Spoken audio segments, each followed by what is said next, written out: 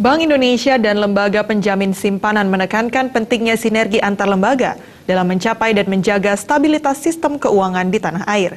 Dengan berbagai tantangan perekonomian, baik dari sisi global maupun domestik, kewaspadaan seluruh pihak terkait perlu ditingkatkan. Demikian dikatakan Deputi Gubernur Bank Indonesia Erwin Rijanto kemarin di Kuta.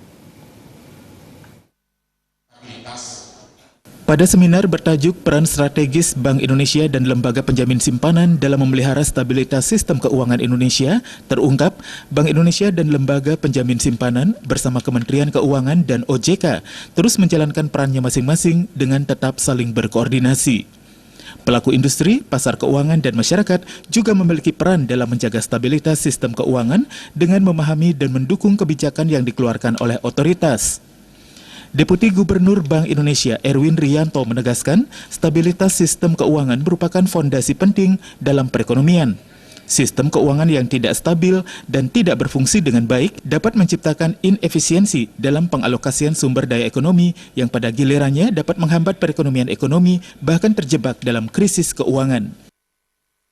Kita sudah keluarkan ketentuannya, jadi PBI, PLJP atau pinjaman likuiditas jangka pendek. Itu juga kita wajib membantu LPS dalam kaitannya seandainya LPS mengalami kesulitan atau kekurangan dana, terutama dalam kaitannya dengan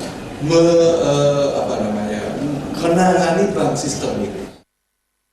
Dikatakan meskipun prospek perekonomian global dan domestik diperkirakan membaik sejalan dengan optimisme IMF yang merevisi ke atas pertumbuhan ekonomi global, tantangan ke depan masih diliputi ketidakpastian yang tinggi. Di antaranya, risiko dari rencana peningkatan Fed Fund Rate, tekanan inflasi, serta beragamnya inovasi produk dan pesatnya teknologi di bidang keuangan.